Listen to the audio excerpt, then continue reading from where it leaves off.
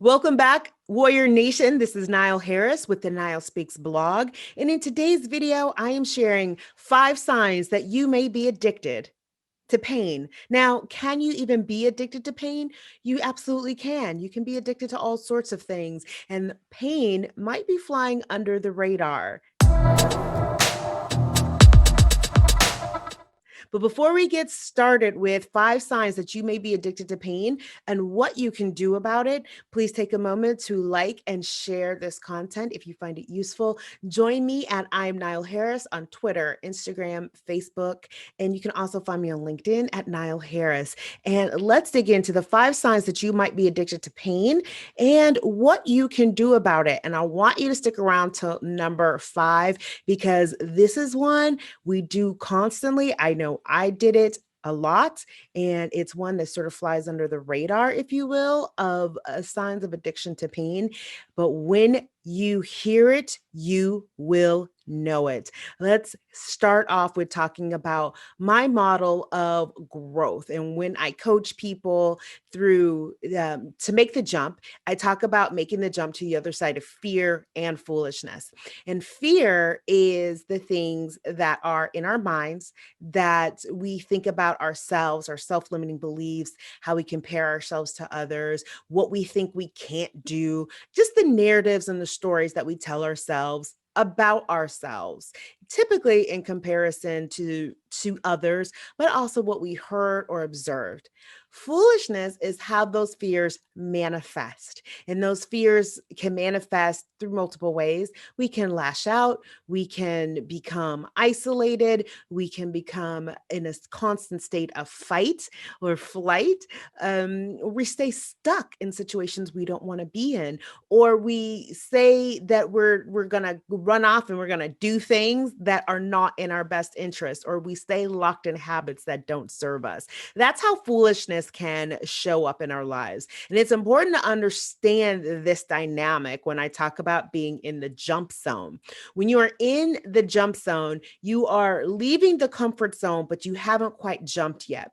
You've become aware that you are uncomfortable in the comfortable zone, and you've become aware that you are ready to move and ready to transition, but you're not sure how to do it yet. And that's where I come in. I help equip people with the mental state, the tools, and the systems that they need to jump. And then once they do jump, I help them fly and I help them land and move on to that next situation.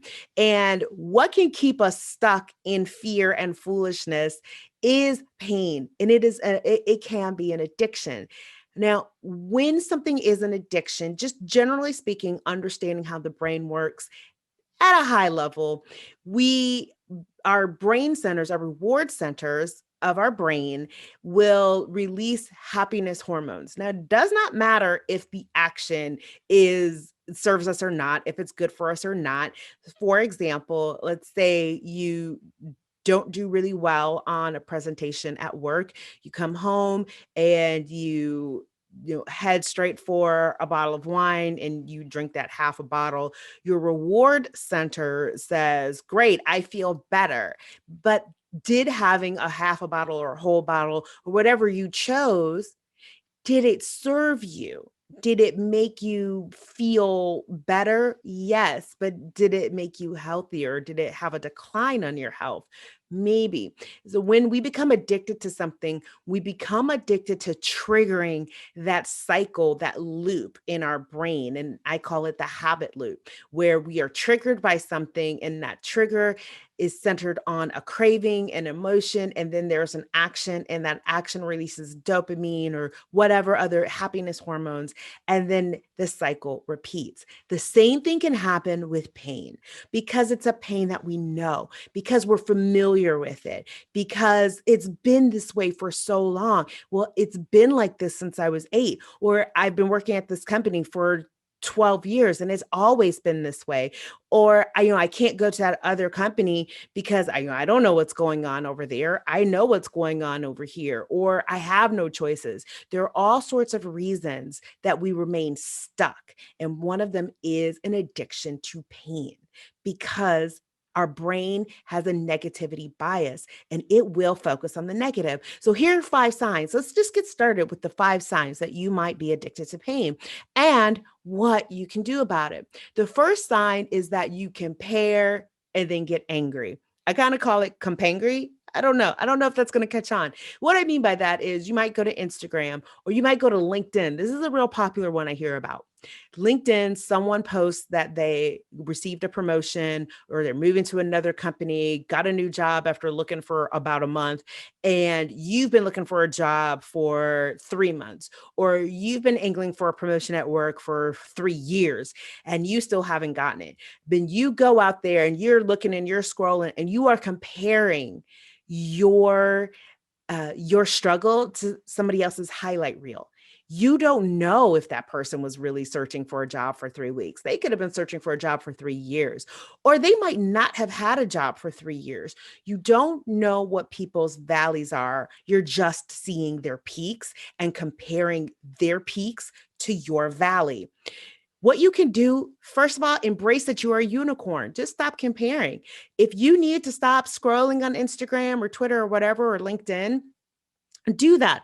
But if you are on LinkedIn because you genuinely need to be there to build a network or to find a job, when you see somebody post something and it gives you that feeling of jealousy or envy, like the post, comment, congratulate them. Because when you congratulate them, you are actually signaling to your brain that that's something that you want for yourself. And when you signal to your brain the things that you want, your brain begins to make micro decisions moving you toward that, which again, going back to how our brains keep us addicted to pain, your brain can also keep you addicted to success.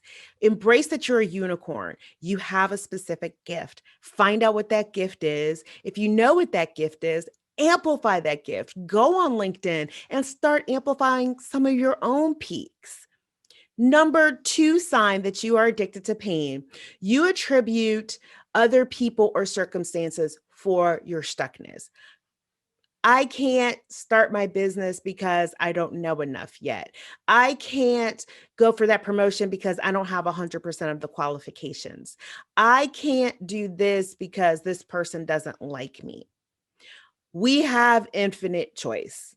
And when you find that the reasons why, and you might want to do a journal exercise, when you find that the reason why you won't do something, whatever that something is, and it's always attributed to something outside of yourself, that is a sign that you are addicted to pain because it is saying that you don't have agency and you do. So, what can you do to combat that? Take agency. Just take one step toward your goal. Take one step toward what it is. If it's a promotion, in your next one on one, have a conversation with your manager. Don't wait for your manager to bring it up. You have a conversation with your manager and say, I'm interested in a promotion. Can you help me put together a plan of what that looks like? If it's to start a business, start it as a side hustle. What is one thing that you can do today, tonight, once this video is finished, to take a step toward that goal? Is it signing up for a Twitter account, Instagram account? Is it signing up for a course? Find out what that one step is. Take it. The next day, take another one. The next day, take another one. You don't have to do all of the things all at once in trying to move toward your goal. Break it down into bite-sized pieces. Number 3 sign that you are addicted to pain. You repeatedly do the things that bring you no joy because you feel that you don't have a choice. I have to do this because I'm told I have to do it. And this goes along actually with step number 2 or sign number 2 to some degree, but it's I show up to work because I have to. I have to pay my bills, so I have to do that job. And it might be some things where it's a choice between 2 things that seem really impossible, or one seems possible and the other one seems impossible. And so you'll hear yourself say, I had no choice. Here's the thing, you have a choice. You might not like the options. If you are working for someone who doesn't respect you, you have a choice to quit or stay. If you are working in a job that you don't like, you have a choice to quit or stay. If you own your own business and there's a client that you don't want to work with, you have a choice to turn away that money or accept that money. You might not like the choices, but you have choice. And just that small change in language, like, hey, I don't like all of these options, but working with this person does not bring me joy.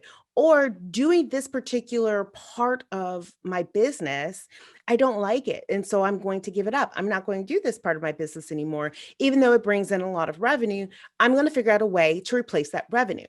You always have a choice. You might not like the choices, they might be difficult choices, but you always have a choice. And when we feel like we don't have a choice, we'll find ourselves stuck and sitting in pain.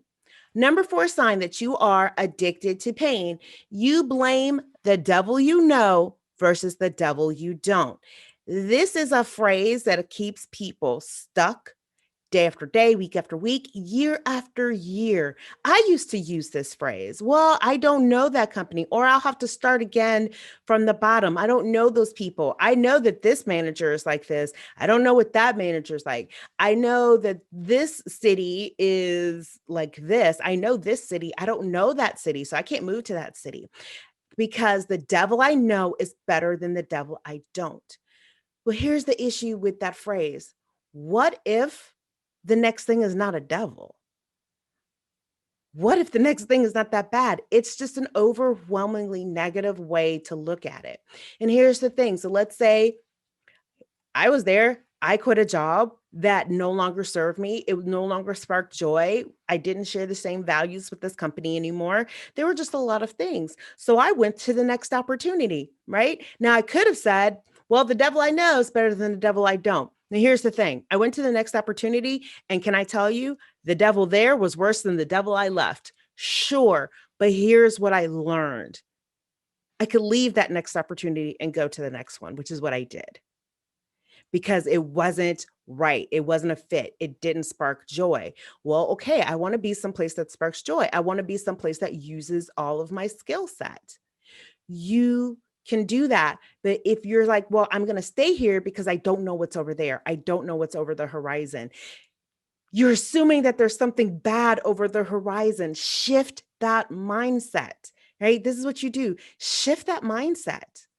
Shift that mindset and think about, well, you know what? It might be painful, but at least it's a new pain. It's a different pain. It's a different lesson. Or maybe it's going to work out and it's going to be great. Think, right? So just small mind shift. Number 5, and this is the one I'm telling you, this is when I drop this one on people, they stop, they pause, they freeze, they look at me, and almost every single person will be like, wow, when they process. The number 5 sign that you are addicted to pain.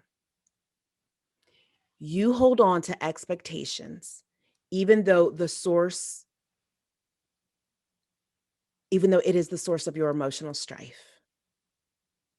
I'm going to say it again. You hold on to expectations, even though it is the source of your emotional strife. And here's what I mean by that. You might be in a relationship and you are pouring into this relationship and you want something in return, right? You want that person to value you. You want them to do like the things that you like, take you to the dinners, whatever it is. And when you're not getting it, what do? When your expectations aren't being met, you pour more into that person because you're saying, well, if I show up more, if I meet even more of their expectations, then they'll see that I'm serious and they'll start to meet my expectations. They'll begin to pour into me. We pour into other people and things and situations and companies, believing that the more we pour in, the more we show up, the more we cheer, the more we give ourselves over to this other situation, that our expectations will be met by that other entity. And here's the truth, they probably won't. And the reason you feel strife, the reason you feel anxiety, the reason you feel anger, the reason you feel what you feel at the target is because you have not released the expectations that you will receive better. You keep pouring and giving effort and energy with the expectation that you will get it in return. And the truth is, you probably won't. And it took me getting that lesson over and over again for years before I finally got it, before I finally said, oh, me pouring into this is not going to make this job or my manager or this person or this situation just magically morph into meeting my expectations. The number 5 sign is that we hold on to expectation and pour energy into that expectation, thinking that our expectations will be met. The friction that we feel comes when our expectation is not met. And we will stay in that cycle of pain, action, pain, hoping that our expectations will be met. And the truth is, you have to release the expectation. That is the answer. Release that expectation. Have that expectation met somewhere else if the situation allows that. If you're in a relationship with someone else, if it's breaking up with them, if you're married to someone, maybe it's seeing a counselor, maybe you've reached the end of that journey. I don't know what it is, but figure out how to release that expectation in its form and either get new expectations or leave that situation. That's it. Those are the 5 signs that you might be addicted to pain. 1, you compare and then get angry or compangry. 2, you attribute other people or circumstances for your stuckness. 3, you repeatedly do what brings you no joy because you feel like you have no choice. 4, you blame the devil you know versus the devil you don't for staying where you are. And number 5, you hold on and pour energy into expectations that are not being met in hopes that they will be met. If this was helpful for you, please take a moment to like, share, comment, mention below. Tell me what you think. Maybe there are other signs of being addicted to pain. Let me know that. Also, join me at I am Nile Harris on Instagram, Facebook. I'm also on LinkedIn, Twitter, and you can catch the Nile Speaks blog at I am Nile Harris. Be sure that you are signed up for my free weekly Nile Speaks e-newsletter. It's fantastic. You will continue to get tips from me, my original content, plus it is a AI generated newsletter. So the more you click, the more content that you are interested in from sources from all over will appear in your e-newsletter. No 2 people receive the same e-newsletter. So I'm Nile Harris. I am an advisor, coach, educator, and speaker working with businesses, entrepreneurs, and professionals to transform their passion and purpose into profit. I will catch you back here again with the Nile Speaks blog.